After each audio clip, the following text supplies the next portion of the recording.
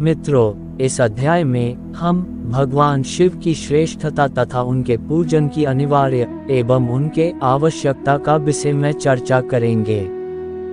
ये रुद्र संहिता का 12वीं अध्याय है। नारद जी बोले, ब्रह्मा प्रजापति, आप धन्य हैं, क्योंकि आपकी बुद्धि भगवान शिव में लगी हुई है। विधे, आप पुनः इसी विषय का सम्यक प्रकार से विस्तार पूर्वक वर्णन कीजिए। ब्रह्मा जी ने कहा, तात, एक समय की बात है, मैं सब और से ऋषियों तथा देवताओं को बुलाकर उन सब को क्षीर सागर के तट पर ले गया, जहाँ सबका हित साधन करने वाले भगवान विष्णु निवास करते हैं। वहाँ देवताओं के पूछने पर भगवान विष्णु ने सबके लिए शिव पूजन की ही श्रेष्ठता बतलाकर कहा कि एक मुहूर्त या एक क्षण भी जो शिव का पूजन नहीं किया जाता वही हानि है, वही महान छिद्र है, वही अंधापन और वही मूर्खता है। जो भगवान शिव की भक्ति में तत्पर है, जो मन से उन्हीं को प्रणाम और उन्हीं का चिंतन करते हैं, वे कभी दुख के भागी नहीं होते। जो महान सौभाग्यशाली पुरुष, मनोहर भवन, सुंदर आभूषणों से विभूषित स्त्रियां, जितना मन को संतोष हो उतना धन, पुत्र पौत्र आदि संतति, आरोग्य, सुंदर शरीर, अलौकिक प्रतिष्ठा, स्वर्गीय सुख, अंत में मोक्ष रूपी फल अथवा परमेश्वर शिव की भक्ति चाहते हैं, वे पूर्व जन्म के पुण्य से भगवान शिव की पूजा में प्रवृत्त होते हैं। जो पुरुष भक्ति परायण हो शिवलिंग की पूजा करता है, उसको सफल सिद्धि प्राप्त होती है तथा वह पापों के चक्कर में नहीं पड़ता। भगवान के इस प्रकार उपदेश देने पर देवताओं ने श्रीहरि को प्रणाम किया और मनुष्यों की समस्त कामनाओं की पूर्ति के लिए उनसे शिवलिंग देने के लिए प्रार्थना की। मुनिश्रेष्ठ, उस प्रार्थना को सुनकर जीवों के उद्धार में तत्पर रहने वाले भगवान विष्णु ने विश्वकर्मा को बुलाकर कहा, विश्वकर्मा, तुम मेरी आज्ञा से संपूर्ण देवताओं को सुंदर शिवलिंग का निर्माण करके दो। तब विश्वकर्मा ने मेरी ओर श्री हरि की आज्ञा के अनुसार देवताओं को उनके अधिकार के अनुसार शिवलिंग बनाकर दिए। मुनि श्रेष्ठ नारद, किस देवता को कौन सा शिवलिंग प्राप्त हुआ, इसका वर्णन आज मैं कर रहा हूँ। इंद्र पद्मराग मणि के बने हुए शिवलिंग की और कुबेर सुवर्णमय लिंग की पूजा करते हैं। धर्म पीत मणिमय पुखराज के बने हुए लिंग की तथा वरुण श्याम वर्ण के शिवलिंग की पूजा करते हैं। भगवान विष्णु इंद्रनीलमय तथा ब्रह्मा हेममय लिंग की पूजा करते हैं। विश्वदेव गण चांदी के शिवलिंग की, वसुगण पीतल के बने हुए लिंग की तथा दोनों अश्विनी कुमार पार्थिव लिंग की पूजा करते हैं।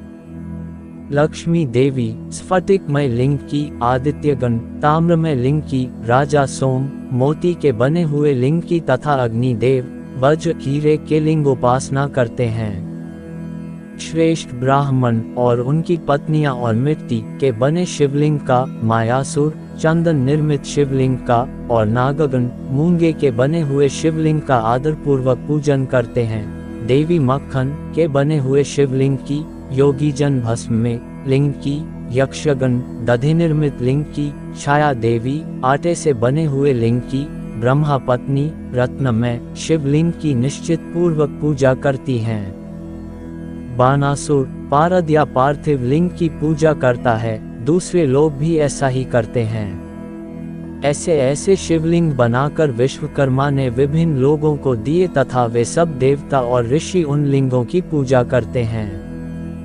भगवान विष्णु ने इस तरह देवताओं को उनके हित की कामना से शिवलिंग देकर उनसे और मुझ ब्रह्मा से पिनाकधारी महादेव के पूजन की विधि भी बताई। पूजन विधि संबंधी उनके वचनों को सुनकर देवशिरोमणियों सहित मैं ब्रह्मा हृदय में हर्ष लिए अपने धाम आ गया। मुन्ने, वहां आकर मैंने समस्त देवताओं और ऋषियों को शिव पूजा की उत्तम विधि बताई, जो संपूर्ण अभिष्ट वस्तुओं को देने वाली हैं। उस समय मुझ ब्रह्मा ने कहा, देवताओं सहित समस्त ऋषियों, तुम प्रेम परायण होकर सुनो, मैं प्रसन्नता पूर्वक तुमसे शिव पूजन की उस विधि का वर्णन करता हूँ, जो भोग और मोक्ष देने वाली है। देवताओं और मुनीश्वरों, समस्त जंतुओं में मनुष्य जन्म प्राप्त करना प्रायः दुर्लभ है। उनमें भी उत्तम कुल में जन्म हो तो और भी दुर्लभ है। उत्तम कुल में भी आचारवान ब्राह्मणों के यहाँ उत्पन्न होना उत्तम पुण्य से ही संभव है। यदि वैसा जन्म सुलभ हो जाए तो भगवान शिव के संतोष के लिए उत्तम कर्म का अनुष्ठान करें, जो अपने वर्ण और आश्रम के लिए शास्त्रों द्वारा प्रतिपादित है। जिस जाति के लिए जो कर्म बताया गया है उसका उल्लंघन ना करें। जितनी संपत्ति हो उसके अनुसार ही दान करें। कर्म में सहस्रों यज्ञों से तपो यज्ञ बढ़कर है। सहस्त्रों तपो यज्ञ से जप यज्ञ का महत्व अधिक है। ध्यान यज्ञ से बढ़कर कोई वस्तु नहीं है। ध्यान ज्ञान का साधन है, क्योंकि योगी ध्यान के द्वारा अपने इष्टदेव समरस शिव का साक्षात्कार करता है। ध्यान यज्ञ में तत्पर रहने वाले उपासक के लिए भगवान शिव सदा ही सन्निहित हैं। जो विज्ञान से संपन्न है उन पुरुषों की शुद्धि के लिए किसी प्रायश्चित की आवश्यकता नहीं है। मनुष्य को जब तक ज्ञान की प्राप्ति न हो तब तक वह विश्वास दिलाने के लिए कर्म से ही भगवान शिव की आराधना करें। जगत के लोगों को एक ही परमात्मा अनेक रूपों में अभिव्यक्त हो रहा है। एकमात्र भगवान सूर्य एक स्थान में रहकर भी जलाशय आदि विभिन्न वस्तुओं में अनेक से दिखते हैं। देवताओं, संसार में जो सत्य या असत्य वस्तु देखी या सुनी जाती है वह सब पर ब्रह्म शिव स्वरूप ही है, ऐसा समझो। जब तक तत्व ज्ञान ना हो जाए तब तक प्रतिमा की पूजा आवश्यक है। ज्ञान के अभाव में जो भी प्रतिमा पूजा की अवहेलना करता है उसका पतन निश्चित है। इसलिए ब्राह्मणों, यह यथार्थ बात सुनो, अपनी जाति के लिए जो कर्म बताया गया है उसका प्रयत्न पूर्वक पालन करना चाहिए।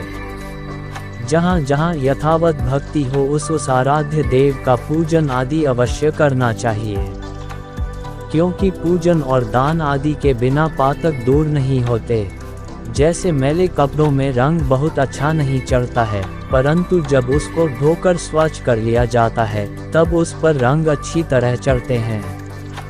इसी प्रकार देवताओं की भली भांति पूजा से त्रिविध शरीर पूर्णतया निर्मल हो जाता है, तभी उस पर ज्ञान का रंग चढ़ता है और तभी विज्ञान का प्राकट्य होता है। जब विज्ञान हो जाता है तब भेदभाव की निवृत्ति हो जाती है। भेद की संपूर्णता निवृत्ति हो जाने पर द्वंद्व दुख दूर हो जाते हैं और द्वंद्व दुख से रहित पुरुष शिवरूप हो जाता है। मनुष्य जब तक गृहस्थ आश्रम में रहे तब तक पांचों देवताओं की तथा उनमें श्रेष्ठ भगवान शंकर की प्रतिमा की पूजा करें, अथवा जो सबकी एकमात्र मूल है उन भगवान शिव की पूजा सबसे बढ़कर है, क्योंकि मूल के सींचे जाने पर शाखा स्थानीय संपूर्ण देवता स्वतः तृप्त हो जाते हैं। अतः जो संपूर्ण मनोवांछित फलों को पाना चाहता है वह अपने अभीष्ट की सिद्धि के लिए समस्त प्राणियों के हित में तत्पर रहकर लोक कल्याणकारी भगवान शंकर का पूजन करें। ओम नमः शिवाय। ये अध्याय समाप्त हुआ। अगर आपको हमारी कथा अच्छा लगा तो इसे अपनी प्रियजनों को शेयर करें। हमारा चैनल श्री पपेश को सब्सक्राइब करें। धन्यवाद।